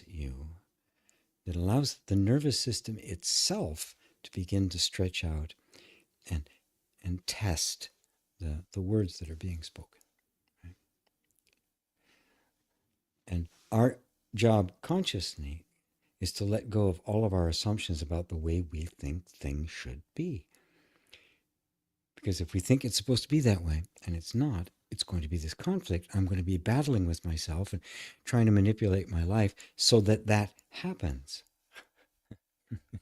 And we create the very pain and suffering that we're trying to escape from. As Zikadata put it, don't make yourself miserable trying to be happy. Um, Let me know what that's like for you, Sal, or anybody else who's following along with this. CM says, I didn't expect it to get so profound, so back in time. I was ashamed of how I feel, and now I'm seeing it from a different perspective. It's just wow. Yes, you are seeing it from the perspective of truth and love, of wisdom, love, of compassion. You're seeing it from the perspective of the awakened self. That's why it's a wow. Power that brought me here must bring me home. Thank you, Jacqueline. Mary, Pink Space. Wow, I've never heard anyone say that it's okay to feel the anger, bitterness, and resentment I feel. I spent years trying to get rid of it, and it got stronger instead, which I understand why now, thanks to your teachings and courses. Yeah, first give yourself permission, right? And when you give yourself permission, right, all sorts of stuff might come up. Could be a rant, could be anything. But you'll find that it's got a bottom to it. It's temporary. It's not a permanent condition. And that the anger we feel is the natural way the nervous system reacts to a circumstance when it feels powerless. When it feels powerless, what it's going to do? Run or fight. What is anger? The feeling of the body getting ready to fight. But it lingers and festers, it becomes bitterness and resentment because we don't let ourselves feel it, and we face the uniquely human circumstances of that which we are trying to fight. There's nothing here. I can't do it. I can't just put up my dukes or run away from. I can't do it because it's mostly in our heads. So it's cultural. Right? But if we recognize that anger, and underneath it is the feeling of powerlessness, we can get to the place beyond that, which is powerful. We have to be, yeah. Whatever you're feeling is legitimate. It's like, is this rocket science? Is this brain surgery? What the hell? I'm feeling, I shouldn't feel it. What? You are, too late. You already are. That's what religions go and a lot of spiritual practices and all sorts of, oh no, you got to get rid of the negative vibe, right? It's like, oh my God, fuck off. It's one of my favorite responses to that. Just, fuck off.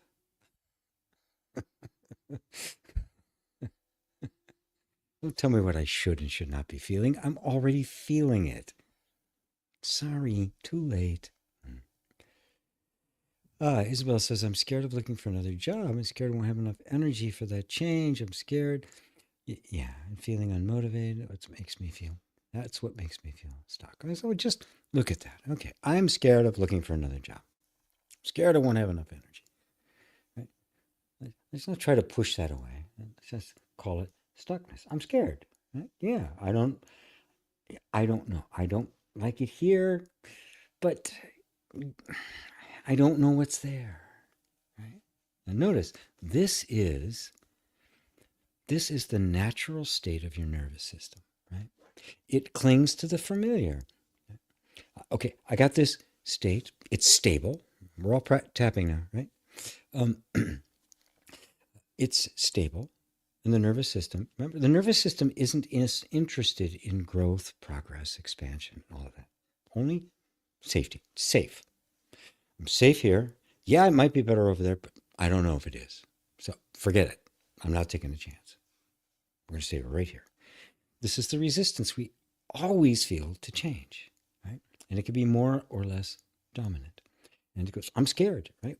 Which means I don't know if I can be safe over there. So we're not going. And it just says no. It has all sorts of ways: resistance, forgetfulness, misappointments, as well as just the feeling of fear, obsession, distraction. All of these things are its tools for saying, I don't want to move. So here's what you do. You're tapping. You say, I understand. I recognize that you don't know if it's possible to keep me safe over there. Thank you. I know what you're trying to do, and I need you to keep trying to keep me safe. Absolutely. But I also want more. I want to grow and expand. I want to be more free. I want that too. Now, there'll be resistance to that, right? Which is the nervous system. No, it wants to shut it down before it even gets started. Right? So you just persist. You go, oh, yeah, right. This is what you do. This is your job. Thank you. Right?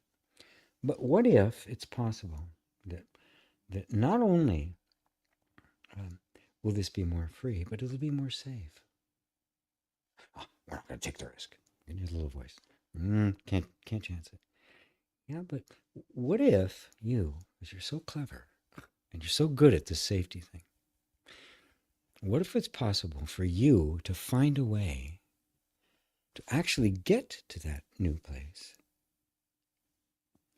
and be safe at the same time? To do it safely. What if that's possible?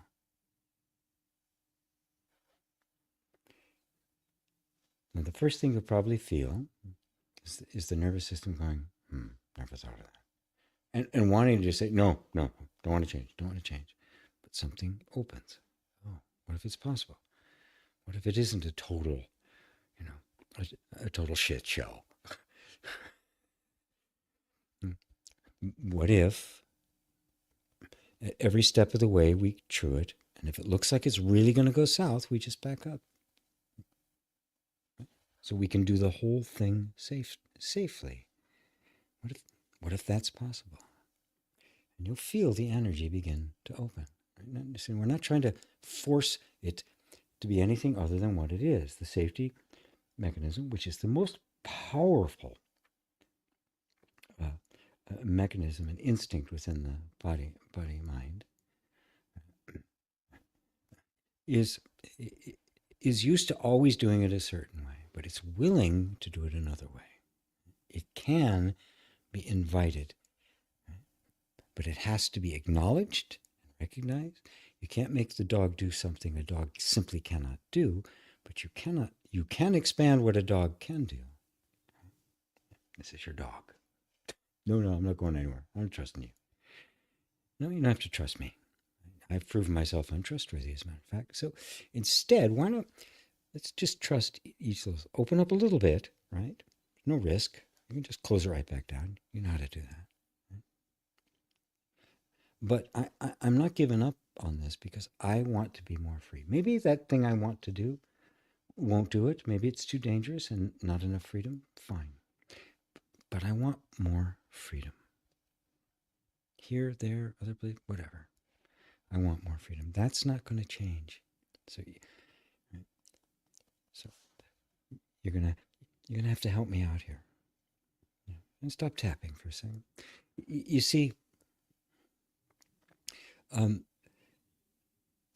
part of the deal that happens, the safety mechanism, the way it gets entrenched is it shuts down even your desires. So you don't even desire it anymore. Your dreams become very small and constricted, right? So the very fact of saying, I do want more is a threat to the safety mechanism because it said, damn, it's not supposed to happen. Shut it down, shut it down, shut it down. But the more energy that goes there, right? Unthreateningly, you're not taking sides. You can't go, I'm going to do this, God damn it, help me. You can't do that. I want this. And I totally acknowledge I need to be safe. If this is foolhardy and it's just going to make my life worse, I don't want it. Thank you. Right? But I want something. Now, the more energy that goes there, the more of a balance begins to happen between our desire for freedom and our need for safety. And they begin to start dancing together because you're not taking sides. You're not forcing either to be anything other than what it is. And you're not trying to make one thing shut up while the other one speaks. You start to be what I call the peacemaker. You're right smack dab in the middle. This is the middle way, where you are lovingly negotiating the territory. So I'll let that one go for now. Rise again. Thank you for this healing session, GP. So grateful for you. I'm grateful for all of you, actually. And as we get to the end here, I'm going to put my banner up, my self-promotion, right? Basically, this is how I am able to do things free. I do have to make a living. I am not independently wealthy. Too many financial mistakes in my life for that. At any rate, so Jacqueline's saying it feels a little more freeing to allow all the conflicting desires. It is frustrating. We'll allow the frustrating. Yeah, allow the frustrating. All of it. Just allow all of it. No restrictions whatsoever. Yep. I'm angry. Come on in. I'm frustrated. Come on in. I'm lusting terribly. I want her. I want him. Come on in. Right? You let them be there. You're just not letting them take over. Right? You're not pushing anything away. You're not grabbing onto anything. This is the perfect place of equanimity. This is the place at which the balance is restored because you're not taking sides. The natural flow of the energy begins to right itself because there's nothing in the way anymore. At least you're not in the way. If you're not in the way, all the other stuff that's in the way, it can clear it out. So, Sally, thank you, GP. You're so welcome. Sally, identify with the sentiment. Fuck off. Yeah, it's very powerful, isn't it? Yeah. Fuck it. It's a great mantra. It's deeply spiritual. Because in that, I'm feeling all this. Yeah, fuck it. Fine. Carl, thank you, GP. Powerful stuff, especially the way you told the story of Christ and the woman. I love that story because he felt her energy, right? But because of his ascendancy, because of his enlightenment, he didn't identify with it. But his light was so strong and his love so great that he didn't identify her with it. Boom. That was the magic. Yeah, that was seen as this miraculous event that's still not understood to this day. Yeah. Mary, I agree, Carl. Mary, thank you, GP. Keep tapping on this. And Ava says, thank you. Good. I exhausted you all. I ran you out of options. Ah, boy. Oh, I won't have time to get anything to eat. I got another session coming up right after this. So, anyway, everybody, please consider getting in touch with me to talk about it. This level one. It's $300, $297, which is very reasonable for a training like this, and at least 5 weeks, probably more.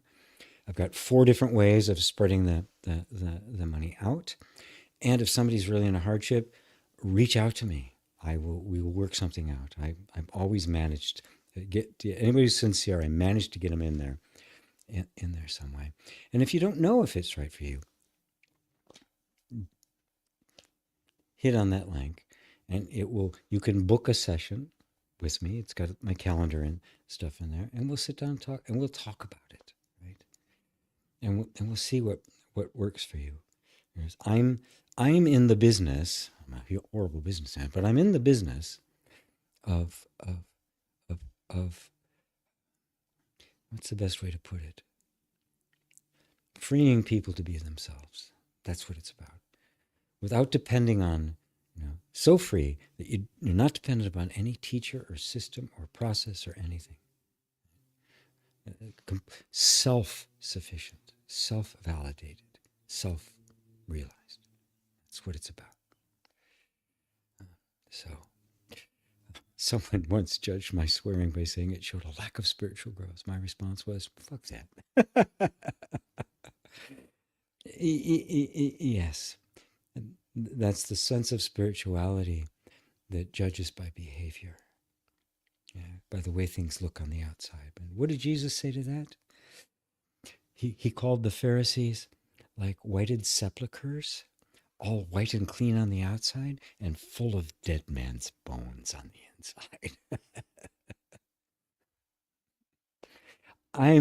I'm sure the expletives emerged from his pure lips as well. So anyway, all my loves. Hope to see you in the class. Hope to see you all soon. I'll be back tomorrow, same time, same station for satsang for tea with G. So I'll see many of you there. Love you all. Namaste.